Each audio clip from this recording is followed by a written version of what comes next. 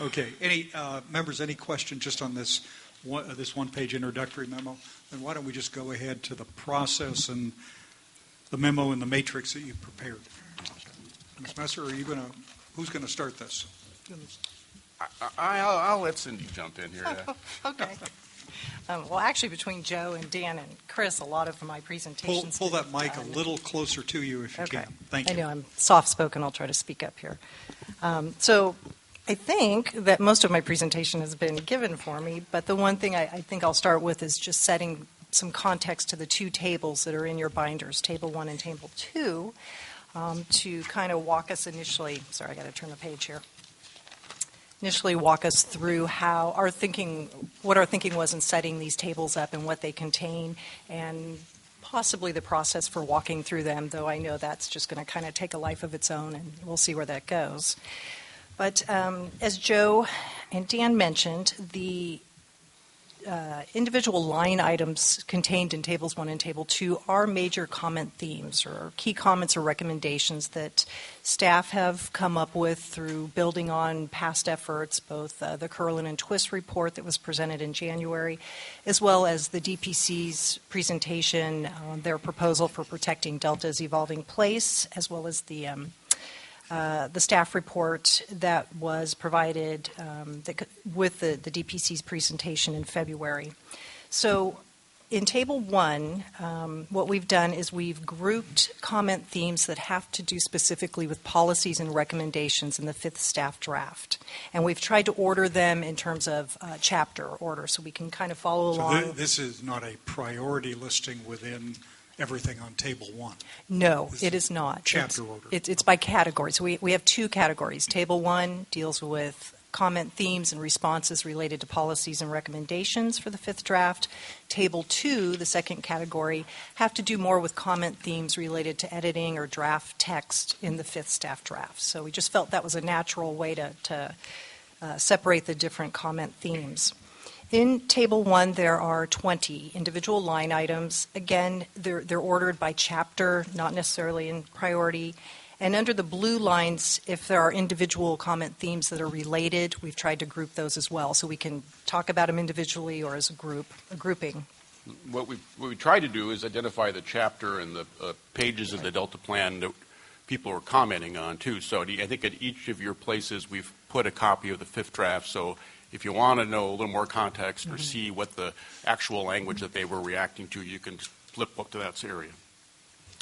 Right. And I will apologize ahead of time as time was slipping away and the deadline was coming up. It seems that quality control was also slipping away a bit for me. So I realize there are typos and some inconsistencies in the table, and I will work on that. But I do apologize. And some of the color coding seemed to me to be not quite work out. Yes, right. And so I know it's going to make it a little bit more interesting to get through the tables, but I'm sure we will do it no matter what. So so as Dan mentioned, the first column to the far left lists the primary sources that the comments were received from. It lists the chapter or the chapters that these comment themes are related to or pertain to, and then we've provided some page numbers if you want to flip through the 5th draft. Do I understand correctly that in the first box where you have Chapter 3, pages 60 and 61, that refers to the 5th draft, staff draft Delta plan, yes, the language that is most relevant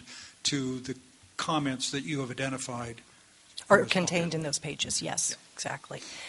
The middle column is our attempt to summarize, to create a comment theme from the various comments that we received. And they're very concise, a sentence or two, very high level at this point. Again, we can provide context to make it easier to move from what was in the 5th draft to our proposed changes that may or may not end up in the 6th draft. And then in the final column all the way to the right are the actual staff proposed changes. In some cases, we've provided draft language. We've made it that far in our thinking and our internal dialogue to come up with some language.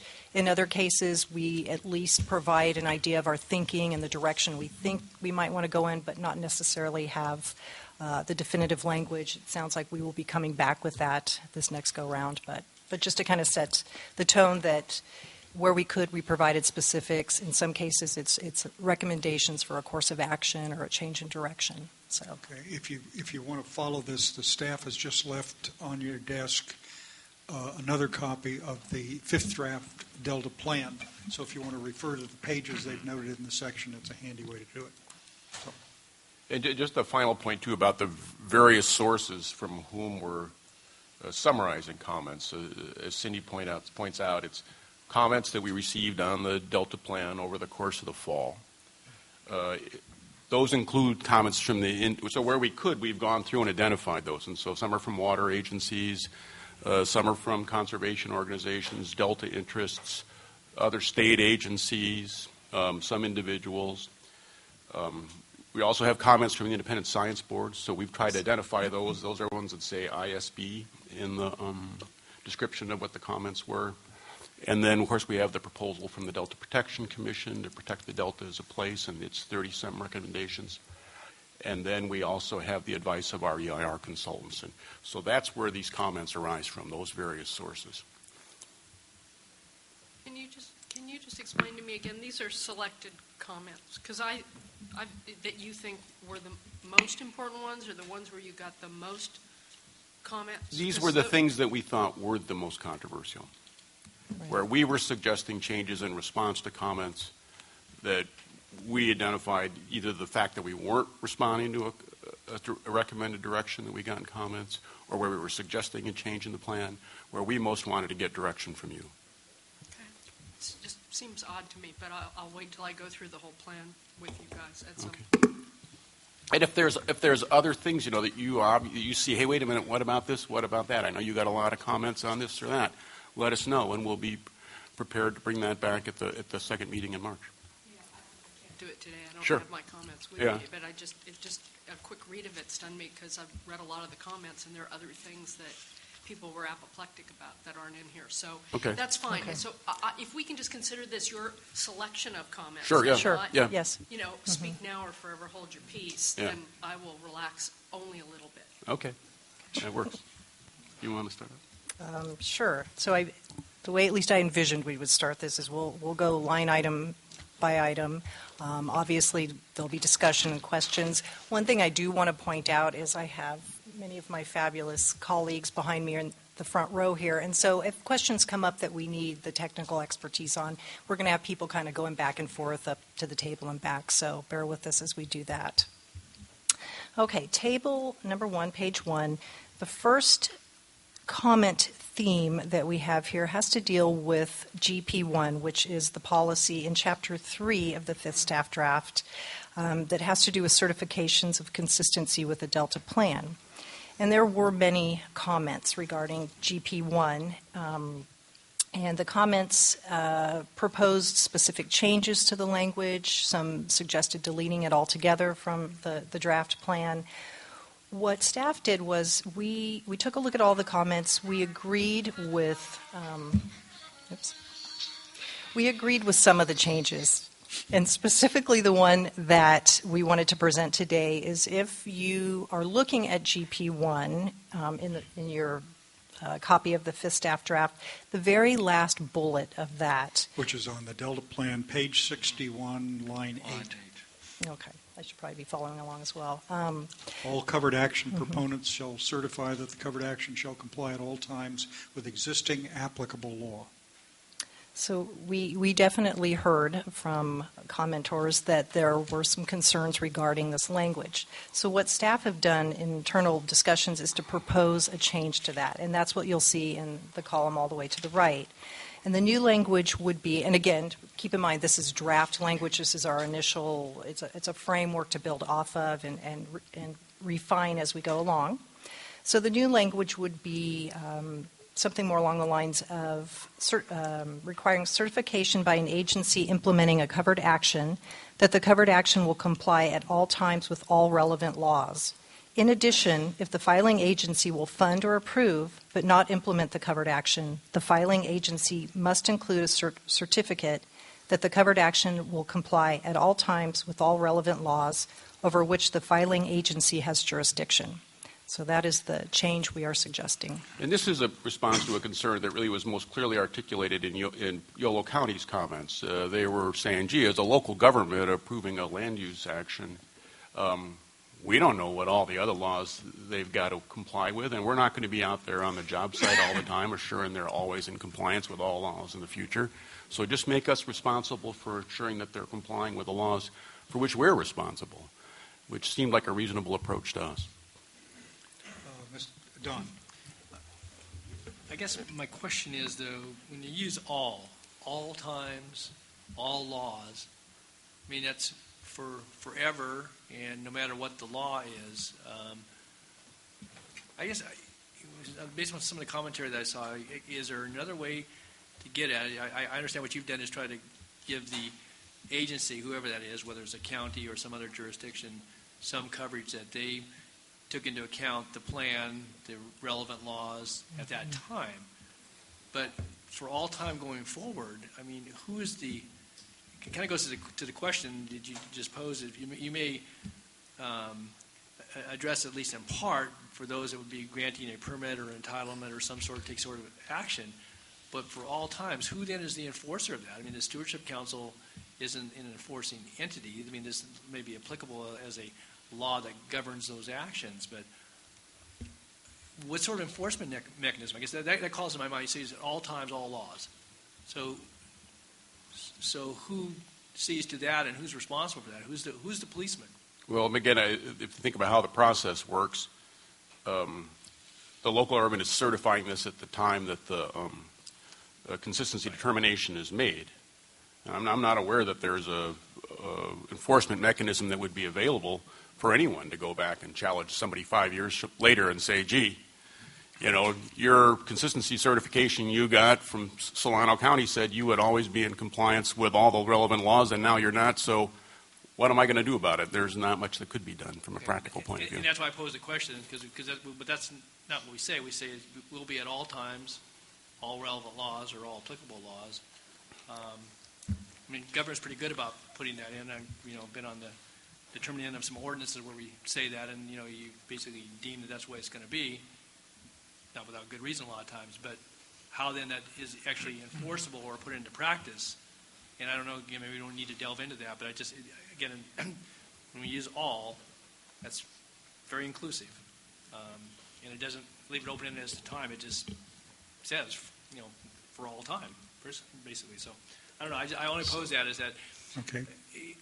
the reason I pose it, though, is so if somebody comes back to the council 8 or 10 years out and they say, well, it was certified to be consistent, it comported with but they're no longer doing that. And so who do they go to say that, your Delta plan says that, so is it you, Stewardship Council, are you responsible then to see to it that once that's been certified as being consistent, if you apply this language, that then, to kind of your point, Dan, is that what's the practical thought about what happens after the fact, 5 or 10 years down the road? Or is it just you say it, you mean it, but you really can't enforce it? Pat?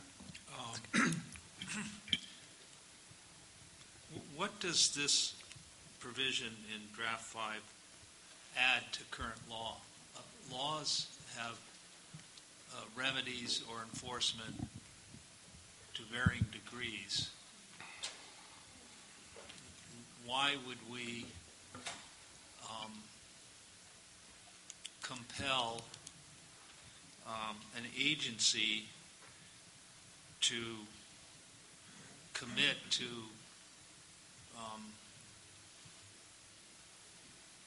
compliance with the laws as Don indicated, many laws not specified and indefinitely into the future without any enforcement. Why don't we just delete the bullet altogether?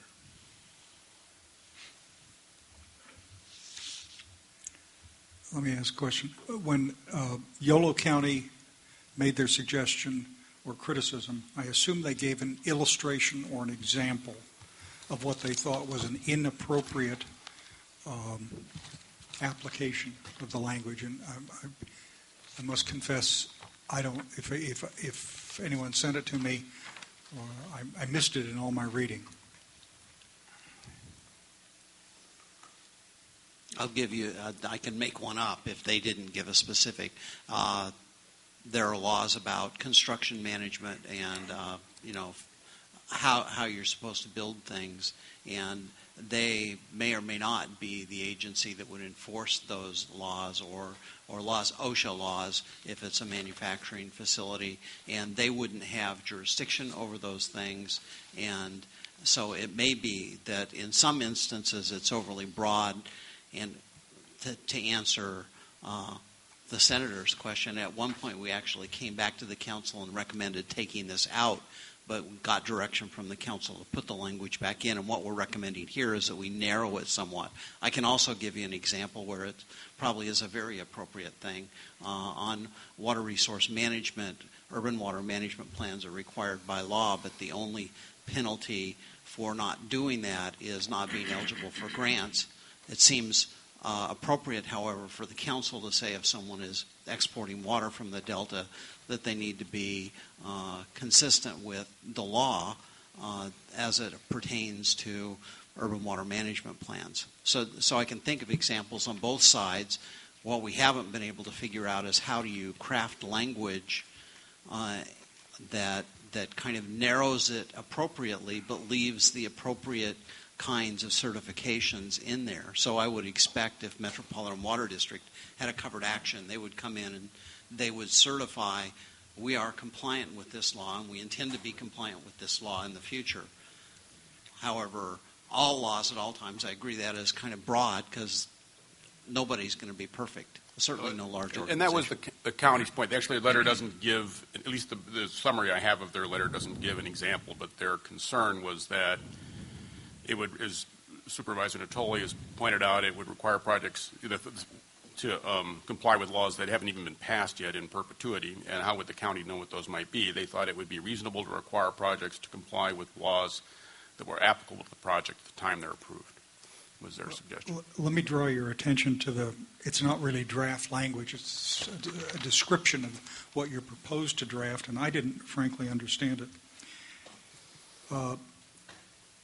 If the filing agency will fund or approve but not implement the covered action, filing agency must include a certificate that the covered action will comply at all times with all relevant laws over which the filing agency has jurisdiction. So an agency, state or local, has a covered action. They bring it to the council. They are in violation of water quality laws that affect the Delta. The way I read this language, that is acceptable, and we may not consider a violation of water quality laws under the language you're proposing. I mean, maybe I just don't understand it because this isn't the precise language. Our intention was to deal with a situation where, and it's easier to think of this it's easier to deal with this in a local government situation than it is with a state funding agency. But and we had a conversation with the Sacramento County Planning Department about this yesterday. Now, if someone comes in, they needed a conditional use permit for a land use action, so that's discretionary. It's a project. We'll leave aside whether it's significant and covered by the plan. We'll just assume it's a covered action. The county certainly knows.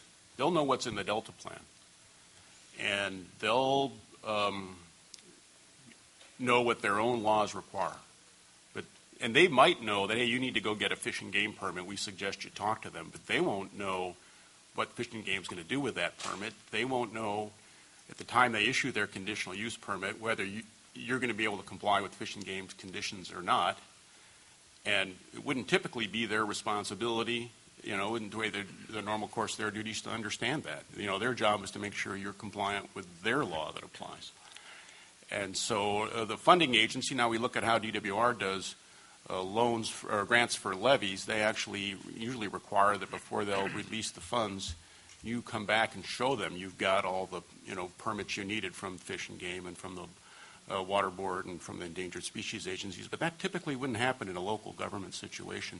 They're just administering their own laws. And so we're trying to respond to that situation. The things that you've got control over as an agency that's filing the certification, Those are the laws which you need to certify folks are in compliance with. So local agencies do not simply administer their own laws. There are city ordinances, there are city resolutions, there are county ordinances, there are county regulations. But cities and counties and special districts are by and large creatures of state law, and they must comply with state law also. Now that, I don't know, I'll turn to our lawyers, but I think that's pretty clear. The question you've got here is, if the agency that is proposing a covered action doesn't have jurisdiction to change or ignore a law they can't control, we should ignore the fact they're in violation of some term condition. Well, that may be a result of the inartful. I That mean, implication might be the result of an inartful way we wrote this. Our Well, I mean, intention was not. I can understand the argument, Don's argument, all times, all relevant laws, although I focused on the word in the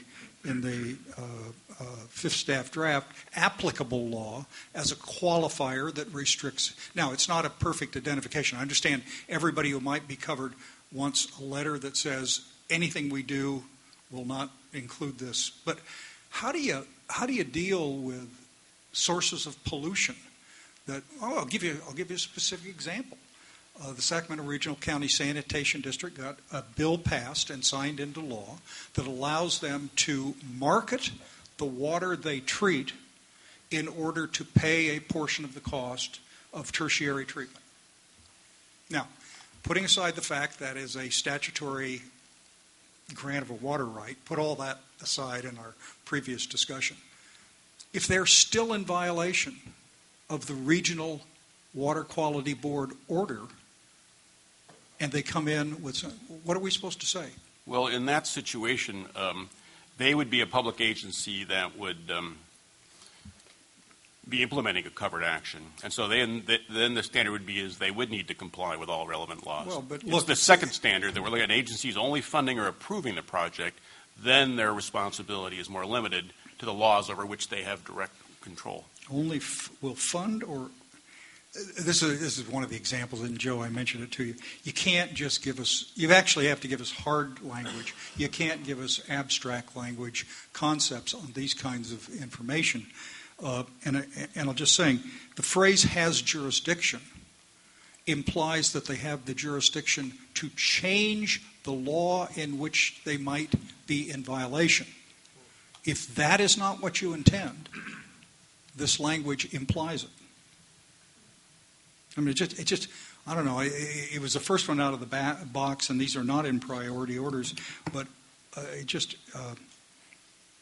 I'm open on some changes in language. I tend to sympathize with Supervisor Natoli's approach, although that suggests to me some qualifications of language. But the other way that local governments in particular handle this issue is they simply announce, well, that's what you get a special use permit for. You come in and ask for a variation. That's an approach.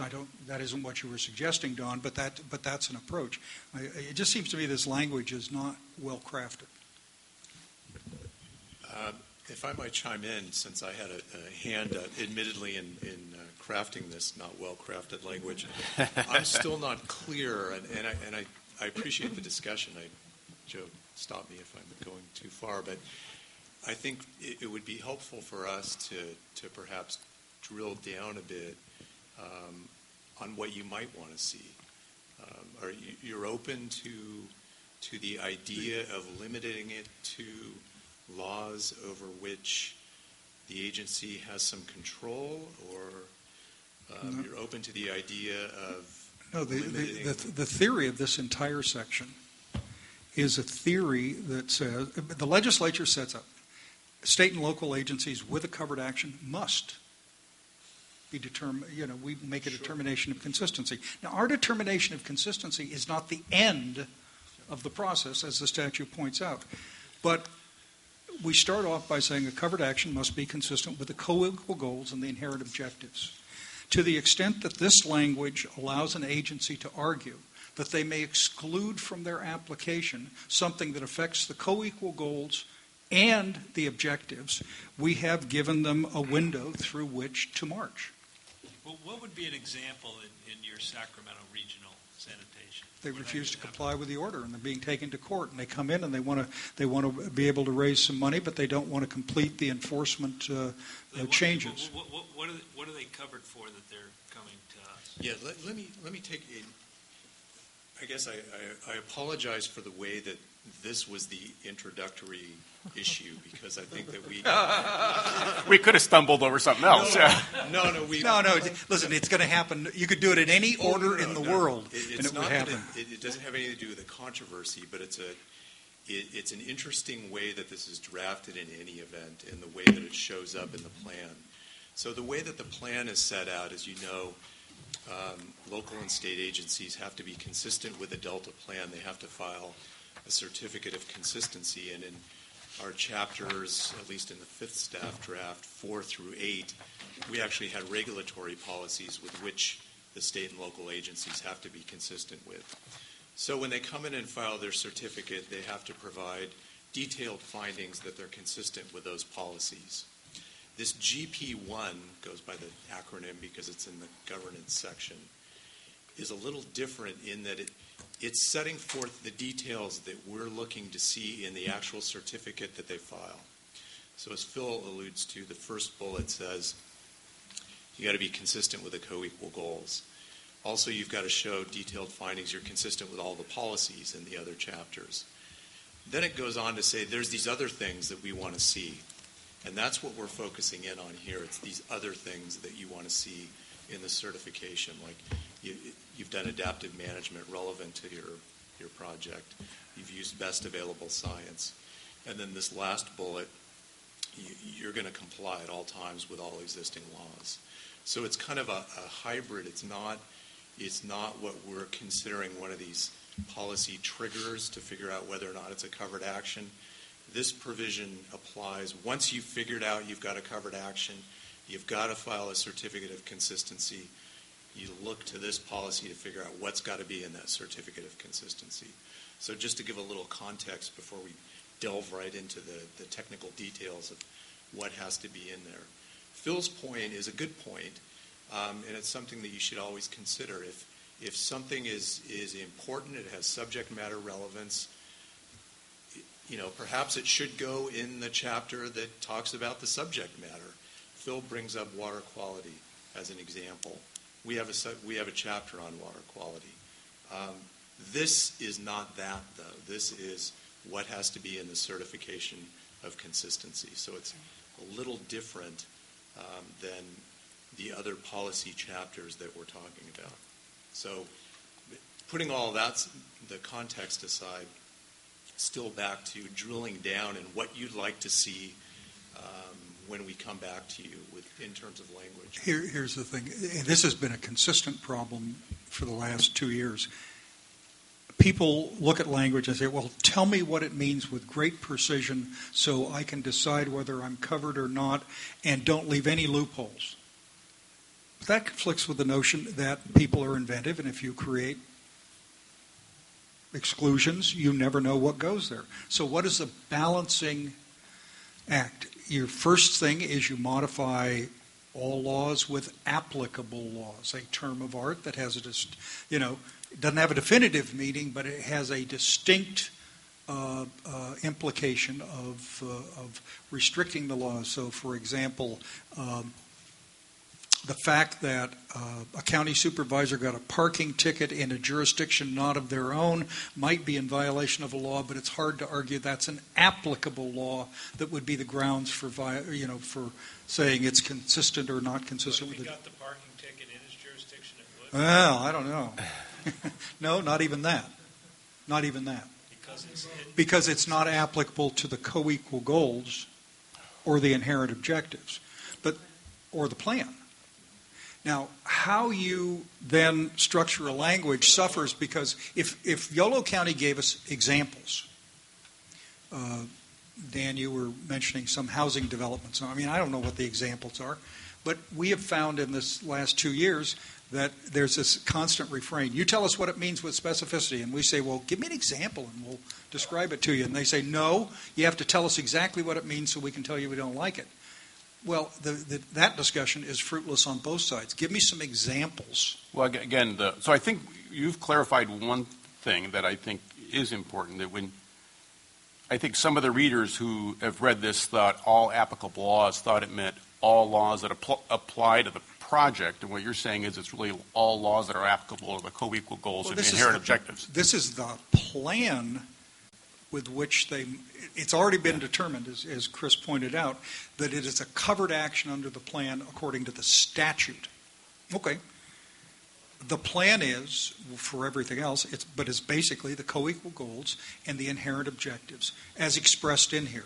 I'm open to a suggestion that says, I don't know what the suggestion would be, a reasonable, plausible suggestion, say this should not be included. I'm open to a suggestion, Don's qualifications or observations, I'm open. But the language you've chosen to use to achieve some further modification just doesn't work for me. Now, maybe I just don't understand it. Let me, because I think we're close, maybe I'm wrong, but the examples that you've used, those of the wastewater treatment plant, where a public agency is certifying that its own project is consistent with the law, even though they're operating in violation of the law, that's not the one that Yolo County's worried about. They're worried about a situation where all they're doing is giving a local government land use permit, it's discretionary, to an action that a private party is carrying out. And they don't know all the laws to which that private party is subject. They have a process for actually obtaining or authority to obtain the Fish and Game permit or the Water Board permit before they issue their own action. And so they don't want to be in a position where they have to certify that a private party is going to be compliant with other agencies' laws that they don't have any oversight of. Didn't we go through 2 or 3 or 4 or 5 working groups on the question of what the form would be that was prepared for submission on the covered action? And didn't we include in the form list permit requirements that you must go through for your project? I can't remember what we did. Yeah, that was part of the discussion. I think that might have been in earlier drafts, but I think that was taken out. And largely at the assistance of the local officials who didn't want to add the information because they didn't know about it? Well, I think that they know about it, and for the ones that are big projects that they have to go through the CEQA process, they have to do that anyway. But I think that the idea was that, at least from their perspective, it was one more burden that they didn't think that was justified in this case. So it was in an earlier draft. This took the place of it. This is inartful, but it sounds like we're getting closer if we can narrow down the applicable laws that you're worried about. Keeping in mind, as Supervisor Natoli points out, and that we know, these are proposed projects before they're implemented. And these are proposed projects as described. And what a lot of the stakeholders are saying is, you can hold, if we have control and we have knowledge, you hold us to the laws that are in effect at the time the project is approved. This obviously goes beyond that. At a gut level, yes, certifying that you're going to be in compliance with all laws at all times for big Delta projects. At a gut level, it makes sense. From a business perspective, you do business deals. If you have control over the business deal, oftentimes you're going to sign a warranty. There'll be a covenant in the contract that says you will be in compliance with all applicable laws at all times. If you're not, there are ramifications. Okay, well, look, all I've got is this only covers actions which will occur in whole or in part within the boundaries of Delta, Suisun Marsh, carried out, approved, or funded by the state or a local agency, covered by one or more provisions of the Delta Plan, will have a significant impact on achievement of one or more or both of the co-equal goals or government-sponsored flood control programs to reduce risk, and is not otherwise excluded. And this is another one of those theoretical discussions that wrap everybody in knots. There must be clear examples. Again, the example that we've been discussing with local governments has been an example where they're reviewing an application by a private party for a discretionary land use permit, and the only expertise their staff has and the scope of their authority is it compliant with the local government ordinances? then And the guy who's at the zoning administrator trying to issue that conditional use permit, he might know whether you ought to go talk to Fish and Game, but he doesn't know if you've got the permit or if you're going to, how well it's going to work out for you. And often those permits won't be issued until the discretionary local approval is in hand. I understand that, but and maybe the laws have changed since I left local government, those many years ago, but we typically required the applicant to represent that they are in compliance with applicable laws, which gave then the governmental agency the ability, if it were determined they were not, to take appropriate action. Bonding is a classic one on construction projects. The city and county may or may not do it for their own project. So what's wrong with that approach? Let me give a specific example, and maybe this will clarify it. Delta wetlands, sorry. Delta Wetlands is going to have to get permits from local agencies as well as state agencies, and those are all probably covered actions. Mm-hmm. Probably we could require that the project proponents, maybe it's Delta Wetlands, certifies that they're going to be in compliance with the law. But I don't know that we can hold a Contra Costa County who may have to do a covered action certification. I don't know if we can hold Contra Costa County accountable for that. So Delta Wetlands, which actually has a local government sponsor and will have a number of government agencies that would have to certify, yes, we're going to be in compliance. They as the proponent of the project might certify compliance, but Contra Costa, and part of this is what is the proponent here, Contra Costa County, which has to enter a covered action, has to file a covered action consistency determination, may not want to be the ones that certify they're going to be in compliance with everything. Then you create a circumstance where if it's required, as with so many other governmental actions, they require the private party to certify. And the private party becomes liable for the consequences of failure. I think that's significant if we change and make it clear. If that's what is being talked about. But I still can't get my hands around what's being talked about. And just to keep in mind, obviously, not in all cases will there be a private party. So we've got state and local agencies that are actually carrying out their own projects. Yeah, and I think that is really where the concern probably lies with local agencies. Yeah. But the solution says these are applicable laws to the Delta Plan, the co-equal goals and objectives. So I don't know. Mr. Chair, if I could just ask, going back to what Pat suggested, so what if you didn't have this in here at all? Doesn't mean that they're sanctioned to break the law. I guess I'm curious about going back to some previous iterations. So if you don't say this in here, doesn't mean that the local government won't be responsible. Things actually, this council and in administering the Delta Plan wouldn't be responsible. So not having this in here, I guess, what jeopardy or risk do we run from staff perspective or council's perspective if this wasn't specifically called out in a bullet? Well, the planner in me, the former regulator would say, I don't see this as being essential, frankly. And I could let our council opine too, Well, it's a policy call. I mean, but I guess my question is: is there something lost by not having? I guess that's I'm trying to get some sense. I mean, it's a policy call, and I'm just again that. Well, I mean, Joe's pointed out a few examples of laws that are on the books, and we could probably think of others that either aren't enforced regularly or don't have the enforcement teeth that perhaps you would want to see, and you would be adding something else to that. Obviously, by not including it, you don't give somebody carte blanche to violate the law, but ultimately it comes down to good governance, whether or not it's a big Delta project, whether or not you want to see all the impacts, whether or not you want to see that it's going to comply with the relevant laws. It's. I think too, you may recognize that this would be an item that would be discussed on the appeal of a consistency certification. So people would be, trying to present information to you that the project wasn't or wouldn't be in compliance with the law at some time in the future. Well, isn't that the argument that some of the locals have come in and said, look, we're doing plans and here's what we've got and it's all consistent and you ought to let us do it. And oh, by the way, if we change any of the plans, once you've given us clearance, we can do whatever we want. That's the discussion we've had in other contexts that sounds similar to what you've just said.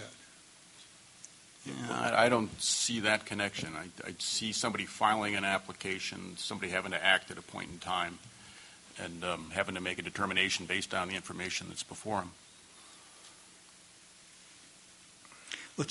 Joe, just a suggestion. I know you're not asking for a vote today.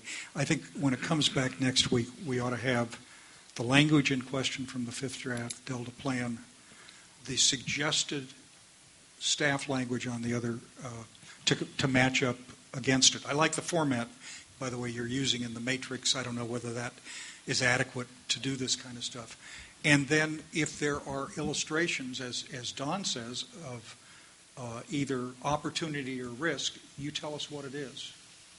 And then give us your best recommendation. Yeah, as we're sitting here, I start running through my mind. I used to run wastewater treatment plants when I was hired in the cases. They were not in compliance, and we had to build many facilities to bring them into compliance. And certainly if that occurred in the Delta, those would be covered actions. I would not have been able to certify that we were always going to be in compliance with the law because it was going to take us 2 or 3 years. And in fact, to get there. you'd reach an agreement with the regulators that a path of action and a timetable for action was in compliance, which is what Rumbles have is being done with the regional water board and the state water board now. And in that case, the agency and the private party, if it's a private party doing it, would be able to say, yeah, we've adopted this, what do you call those plans, remediation plans or something? We've adopted this plan, and then, based on that plan, you find consistency. That's pretty clear. It's the ones that are out in limbo that we don't. Anyway, I don't know, members, does it sound like bringing it back in with that information? That would be helpful. I don't want to make it even more complicated, but I would find options more useful than the staff recommendation, because then you're putting us in a position of saying no. I'd rather have you guys spend more time on it, the options from the nuance. So some of the changes we're going to get to, I'm like, what the, Right. And there's not a explanation of what the options are. It's like, oh, well, 15 people were mad about this. We don't want them mad at us, so we're going to bail on something. That's my initial reaction looking at a lot of these, and I know you're more thoughtful than that. So it would be more helpful to us to be able to do that, because otherwise now we have to spend 2 weeks redoing a million things to try and come back to you. So I agree with Phil that there's a need for a little more discussion on it, and I prefer options as opposed to having to say no. I'd rather say, well, I'm bound, because there's no perfect answer on any of these, but the nuance of an option ends up making it much easier for us to see the pros and cons versus just reacting to you. I think there You're more would be an thoughtful interest than to that. see some options, whether it's optional language, probably is. I mean, I don't know. In some cases, optional language, and okay. Okay, great. Randy. I'd like to chime in on this. I think it probably is good that we started with this one, because philosophically, depending on how you view our role, we could eliminate this. And given statutes and laws that are already in place, it's unnecessary. And as a businessman and somebody that's subject to far too many regulations, that's kind of the direction I would prefer to go. If you prepare the comments that have been asked for to provide options, I think that's a really good idea. And as it pertains to the other issues that you bring to us and that we discuss in 2 weeks, I think that would be very helpful. But I think it would also be good to tee each one of these up by stating what is the problem that this particular policy is trying to address. And then that will give us the option of determining, is this a real significant problem, or is it a hypothetical problem that may or may not occur? And I think that will be real helpful in guiding the conversation 2 weeks from now as to what we need to emphasize and what we need to de-emphasize.